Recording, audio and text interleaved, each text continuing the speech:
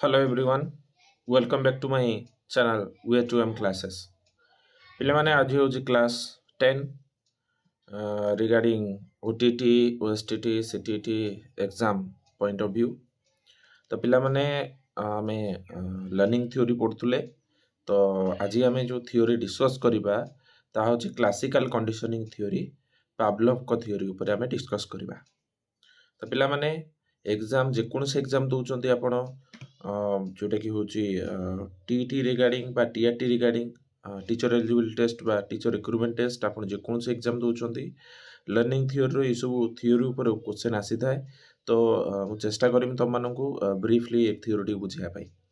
आ गए कथा आपण मैंने चैनल को सब्सक्राइब करनी आ बेल आइकन प्रेस कर दिंतु जेकोसी नुआ वीडियो आपन को नोटिफिकेशन आकार प्रथमे पाइबे।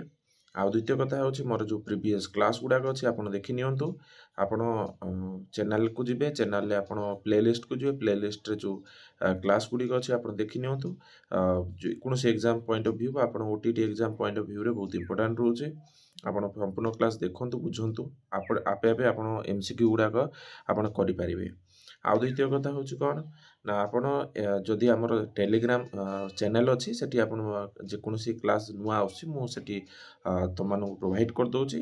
तो आप जेकोसी क्लास को जिबे क्लास रे डिस्क्रिप्शन देखिए चैनल लिंक अच्छे से क्लिक करेंगे आप डायरेक्टली चैनल एड हो। तो आसतु जानिबा क्लासिकल कंडीशन थ्योरी विषय। तो पिला माने क्लासिकल कंडीशन थ्योरी जोटा कि आम कहते पावलोंकर क्रिया अनुबंधन सिद्धांत। तो पावलोंकर ये जो क्रिया अनुबंध सिद्धांत थ्योरी हूँ गोटे एक्सपेरिमेंट थिला जोटा कि हूँ गोटे डग उपर एक्सपेरिमेंट थिला। आउ एथिरे आमे जेतेबेले पावलोव थ्योरी पढ़ुछंती बिहेवियरिज्म अप्रोच भितर आसुची आमे जानिछंती पूर्वरु जे बिहेवियर अप्रोच भितर पावलोंकर एई कंडीशन थ्योरीटी अछि जो थ्योरी रे गोटे कुकुर उपर से एक्सपेरिमेंट करछंती। से कुकुर उपर से एक्सपेरिमेंट करी कहछंती जे गोटे कुकुर को आमे कोनोसी जिंस को लर्न करिया को चेष्टा कले से सीखी जाउची। तो ये थ्योरी पर आम आलोचना करवा। तो पिला माने देखो पावलों पिक्चर अच्छी आप देखिपे। तो पावलों ये पिक्चर देखिए लिखाई कौन ना 1849 नु 1936 भितर जो लाइफ स्पान थिला। आप देखिपारे it is also it also known as the respondent condition. या रेस्पोंडेंट कंडीशन थ्योरी कहु मन रखिथो। पावलोव थ्योरी को अदरवाइजली कौन कहु रेस्पोंडेंट कंडीशन बा कंडीशन रिफ्लेक्स बा आमे कहउछंती कंडीशन रेस्पॉन्स और पावलोवियन कंडीशन बोली कहउछंती। कौन एठी किछि गोटे कंडीशन रखा है। कंडीशन माने कौन ना आमे जदि कोनोसी पिला को आमे पाठ पढौछंती लर्निंग करौछंती ता आगे गोटे कंडीशन रखिबा। से जे कंडीशन को से देखिकी से जानि परिबो जे मते पाठ पढिया पड़िबो आ पाठ पढले मते किछि मिलिबो। तो सेही कंडीशन जेमिति कि आमे कहबा जे पिला को गोटे आमे को चॉकलेट दबार अछि। तो चॉकलेट टाक सी देखिबा मात्रे ही सी कौन जानी जे मते गोटे कंडीशन रखा है चॉकलेट केते मु खाइबी ना जत पाठटा पढ़ी। तो सही प्रकार पावलोव कौन करथिले ना गोटे थियोरी रिप्रेजेंट करिया चेष्टा करथिले जे आमे किपरि लर्निंग टाको एनहांस करि परिया पिलांग पई। तो से एनिमल उपर रिसर्च करथिले से दृष्टि गोटे एग्जांपल दवा चेष्टा करथिले जे आमे किपरि पिला माननकु भी सेही माने प्रोसेस रे आमे पिला माननकु तांको बिहेवियर माध्यम रे पाठ पढाई परिबा। तो सही दृष्टि सेटा कहूँ कौन रेस्पोंडेंट कंडीशन। आम कौन कंडीशन को रेस्पोंड करवा केतबेले जदि से कंडीशन आम सुइटेबल होइतिबो आम भल पई होइतिबो। आ द्वितीय कथा हूँ कौन ना रेस्पोंड करके आम पाठ पढ़ी परिबा। आ गोटे जो कंडीशन रिफ्लेक्स जो कौन ना आम से कंडीशन को जब रिफ्लेक्स दौरान से कंडीशन टाक पूरण करने रेस्पॉन्स दौरान कंडीशन रेस्पॉन्स बा पावलोवियन कंडीशन बोली कहते। तो सी होचंदी कौन गोटे फेमस रशियन साइंटिस्ट आ नोबेल प्राइज भी से पाइथिले 1904 मसीह देखिपर। तो से जो नोबेल प्राइज पाइथिले से बुक गोटे बुक लिखिथिले गोटे थियोरी थिला से तार ना हूँ डाइजेस्टिव सिस्टम ऑफ डॉग। से जो डॉग ऊपर रिसर्च करथिले तार ना देथिले डाइजेस्टिव सिस्टम ऑफ डॉग। तो मन रख यहाँ एग्जाम पॉइंट ऑफ व्यू रे बहुत इंपोर्टेंट क्वेश्चन आसता है। आम जाना classical condition theory is all about the associate of natural stimulus food with artificial stimulus bell. से थ्योरी आम जो ब्रीफली डिस्कस करवा एक्सपेरिमेंट को डिस्कस करवा आम जापर जे कौटा हूँ नेचुरल स्टिमुलस आ कौटा हूँ आर्टिफिशियल बा न्यूट्रल स्टिमुलस बोली आम कहते। आउ एटा को कुआ जाए S plus S type learning मन रखिथो को थियोरीटा S plus S stimulus plus stimulus बोली हम कहउचंती टाइप ऑफ लर्निंग गोटे स्टिमुलस होची नेचुरल आ गोटे स्टिमुलस न्यूट्रल बा आर्टिफिशियल स्टिमुलस बोली हम कहउचंती तेनु ए थियोरी कुआ जाए S plus S type of learning theory तापर हम जानिया कोन in this type of condition the aim is to get the natural response from an organism by using the neutral or artificial stimulus आमे गोटे artificial stimulus देकी पिला माननकु natural stimulus को active करूचंदी तो आमे जेतेबे briefly theory discuss करबा आमे भला भाबरे जानि परिबा जे एक्चुअली थ्योरी रो मोटो कोन तो आमे जानिले कोन ना पावलोव कर जो नोबेल प्राइज पाइथिले 1904 मसिया रे से डाइजेस्ट सिस्टम ऑफ डॉग पाइथिले एग्जाम पॉइंट ऑफ व्यू बहुत इंपोर्टेंट क्वेश्चन आसे तो पचार दो पावलोव थ्योरी जो पावलोव जो थिले साइकोलॉजिस्ट से कोठिकार थिले ना रशियन साइंटिस्ट बा साइकोलॉजिस्ट थिले साइंटिस्ट भी से थिले जने द्वितीय कथा होची कोन ना जेते पचारिबो क्लासिकल कंडीशनिंग थ्योरी की दैछंती ना इवन पावलोव दैछंती एटा मन रखथिबो रेस्पोंडेंट कंडीशन थ्योरी की दैछंती बा कंडीशन रिफ्लेक्स बा कंडीशन रेस्पॉन्स पावलोवियन कंडीशन ए सब रिगार्डिंग पॉइंट ऑफ व्यू रे इंपोर्टेंट क्वेश्चन आसी थाए तापर हम जानिबा एक्सपेरिमेंट ऑन डॉग मन रखत से ओटा कुकुर पर एक्सपेरिमेंट करथिले से डॉग रो ना होची कोन बरका मन रखथिबो से डॉग रो ना होची कोन बरका देखि परिबे जे कुकुरटी को से बांधी देइछंदी एक्सपेरिमेंट या कहउची जे से कुकुरटी को ताकर गोटे पाली थिले गोटे कुकुर ता नाम बरका तो बांधी देइछंदी गोटे गोटे चेम्बर भलिया करछंदी बांधी देइछंदी तापर तार देखिबे एई जगह रे सालिवरी ग्लैंड अछि से ग्लैंड रो गोटे पाइप टे फुटेकी गोटे पॉट भीतर को नौ ट्यूब भीतर को नौचंती जे तार खाद्य देखिले तार सालिवेशन केते परिमाण रे होउची तो खाद्य देखिले तार सालिवेशन किपरि होउची हम मापिबा से तार से मापी मापिकी से जाने चेष्टा करते जे गोटे खाद्य को देखी बिहेवियरटा कौन रोचे केते से एक्टिव होउची सालिवेशन हो माने तो एक्टिव रहइबो ना रेस्पॉन्ड दबो ना बस तापर से कौन करथिले ना सी प्रथमे तो सी कौन करथिले गोटे खाद्यटा को डायरेक्ट ताको देखैथिले तो खाद्यटा को डायरेक्ट देखेले डायरेक्टली देखेला पर से खाद्य को देखिबो जे कोन कुकुर खाद्य देखिबो माने तो से तो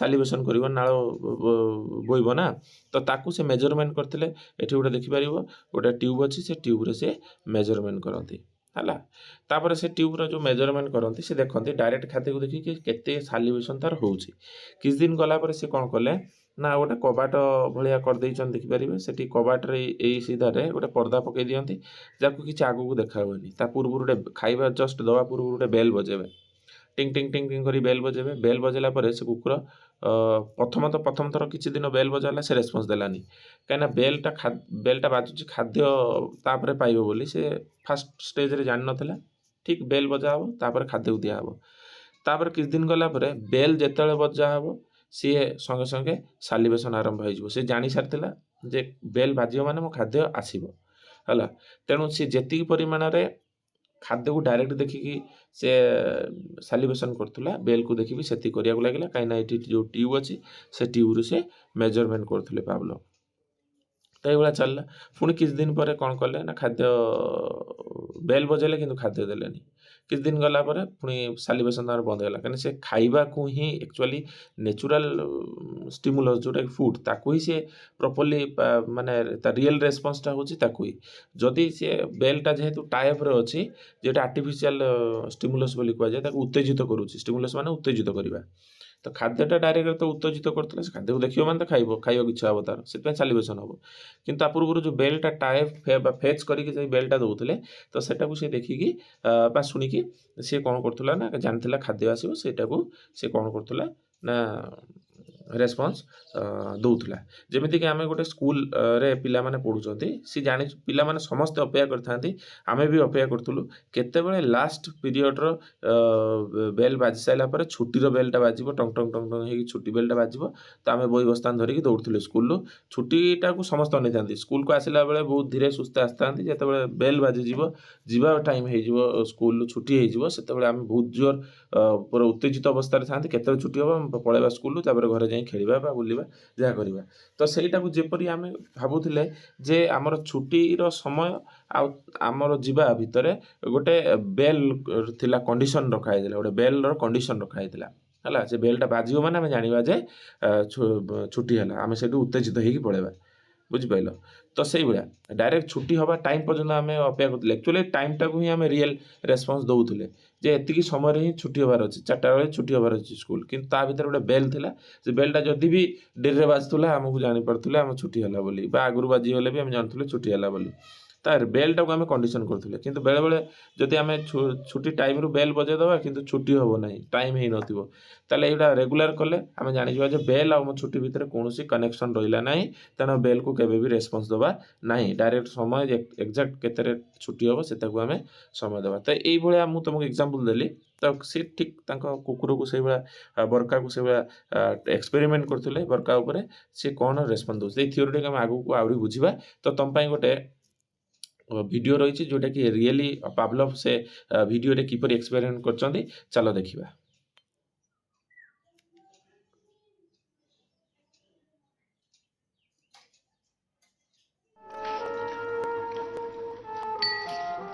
Pavlov's aim was to discover what caused saliva to flow. He rerouted the salivary ducts to the outside of his dog's cheek so that he could collect and measure the spittle. Perhaps, he thought, the production of saliva might be the result of a fixed nervous reflex, like a knee jerk. 5 минут 42,5 секунды. After taking many measurements of spittle, he confirmed that the dogs drooled automatically when their tongues touched food. He called the response the salivation reflex. 4,5. Хорошая собачка.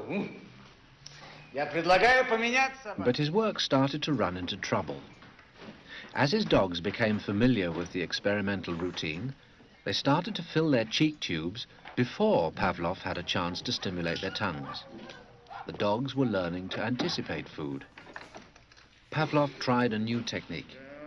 He erected screens so that the dogs couldn't see what was going on.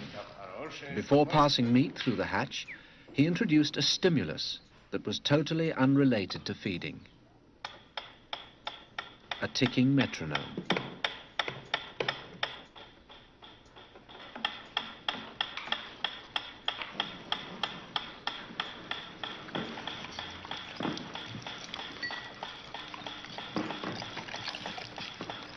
At first, the dog dripped saliva into its cheek tube only when the food appeared. But after a number of trials, the dog began to connect the ticking with the arrival of meat.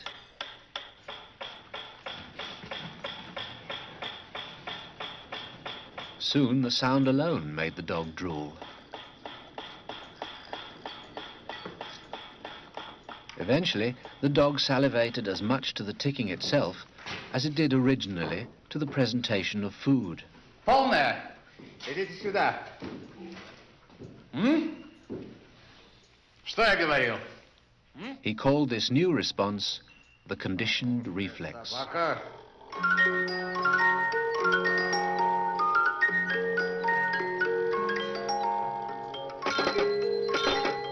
Whatever the stimulus, his dogs could soon be conditioned to produce saliva.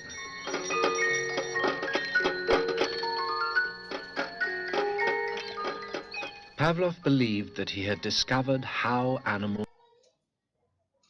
पिलामाने देखि परिबो actually कथा होची कोन जदि experiment को तुम भला भाबरे देखुछो video को skip न करिकि तुम बुझी परिबो ए एक्सपेरिमेंट रे कोन कहै जाईछि एक्चुअली कुकुर को जतले बंधा है गला भितरे फास्ट खाद्य देला त रेस्पॉन्स देला तापर खाद्य मझिरे गोटे कंडीशन रखा गला से कंडीशन टी होची कोन ना से बेल बाजबो से बेल टा को रेस्पॉन्स कला से बेल बदल जतले आउ कोन से बेल बजा गला से रेस्पॉन्ड कला नै एग्जैक्ट सही बेल को ही रेस्पॉन्ड कला हला तो ये जिनसटा को एक्सपेरिमेंट रे बता जाइछि जे किपरि डॉग गोटे बिहेवियर अप्रोच रे से बिहेवियरटा चेंज होउची हैला तो पिला मन ठीकली एई माध्यम रे आमे कोन करि परिबा ता कोनोसी जिंस को लर्न करे परिबा तो देखि परिबो हाउ डॉग ट्रेनिंग वर्क सेठी कोन केमिति होउची बिफोर कंडीशन जेते कंडीशन रखा जाय नथला कोनोसी कंडीशन रखा जाय नथला सेते बेले से कोन होतला ना डायरेक्ट देखो फूडटा होउची अनकंडीशन स्टिमुलस काइना हेटा गोटे कंडीशन नुई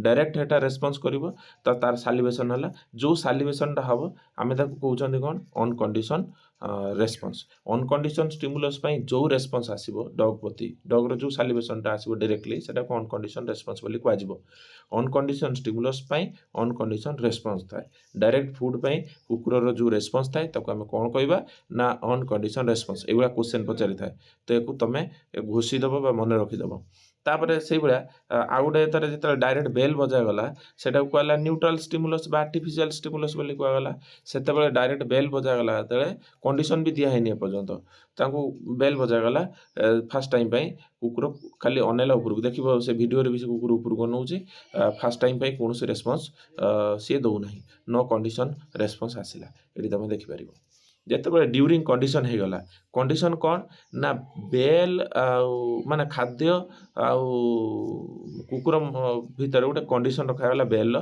कौन ना एठी खाली बेल बजा गला खाद्य दिया गलानी से कोनोसी दबो नाही अरे कौन रेस्पॉन्स दबो नाही बेल परे खाद्य दिया गला जो बेल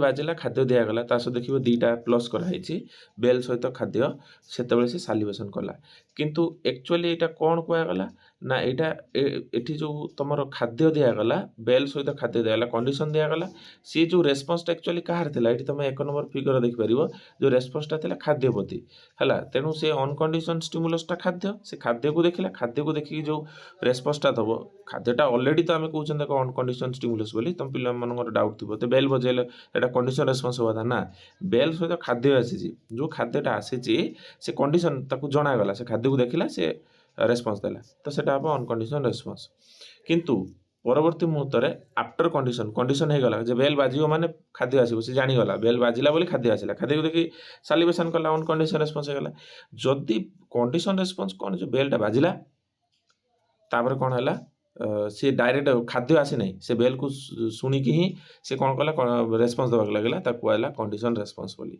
तो कंडीशन स्टिमुलस पई कंडीशन रेस्पॉन्स बाकी एटा आफ्टर कंडीशन ने होई थाए हला अनकंडीशन स्टिमुलस पई अनकंडीशन रेस्पॉन्स तो मन रखि दिबो एटा को भला भाबरे मन रखि दिबो एटु क्वेश्चन आसी थाए तो आम जानिबा condition response uncondition stimulus condition stimulus का कहबा देखि परिबो अनकंडीशन स्टिमुलस का कहा जाए जोटा शॉर्ट फॉर्म रे यूसीएस कहा जाए तो UCS is a stimulus which is naturally brings about some particular response बा फूड फॉर डॉग डायरेक्ट खाद्यटा ये होची कोन अनकंडीशनल स्टिमुलस पूर्व पिक्चर में पढ़िथिले डायरेक्ट खाद्यटा होची कोन ना अनकंडीशन स्टिमुलस एतर हम बुझि परिबा हला एटा को हम कोन कहउचंती ना अनकंडीशन स्टिमुलस बोली आमे कहउचंती हला तो आमे एटु जानि गले तापर कंडीशन स्टिमुलस कौन जो बेलटा जोटा आम कहूँ न्यूट्रल द सीएस कौन कंडीशन स्टिमुलस को सीएस कह जाए मन रखिथ द सीएस कौन कहूँ ना एटा हम जानले कौन यूसीएस तापर सीएस सीएस कौन कहूँ CS is the neutral stimulus bell bell बोली हम कहते आर्टिफिशियल स्टिमुलस बोली हम कहते at that time condition and after the condition it bring the natural response which is the triggered by UCS before the condition हैला ता माने UCS टा कौन फूड पूर्व सीएस टा दबा कंडीशन स्टिमुलस टा दबा जहाँ द्वारा सी नेचुराली क्या रेस्पॉन्स दब ना डायरेक्ट बेल को ही रेस्पॉन्स दब तुम देखिपर फिगर भी बुझाई प्रैक्टिकल भी एग्जांपल भी तुमको कहगला आ वीडियो भी कहगला तापर आसला कौन अनकंडीशन रेस्पॉन्स यूसीआर कह अनकंडीशन रेस्पॉन्स क्या ना जिते कुकुर डायरेक्ट फूड को देखिक रेस्पॉन्स दब से अनकंडीशन रेस्पॉन्स कहीं से अनकंडीशन स्टिमुलस थिला ता भीतर कौन बेल फेल नाला बुझिपाल जहाँ डायरेक्टली सालिवेशन करिवो काको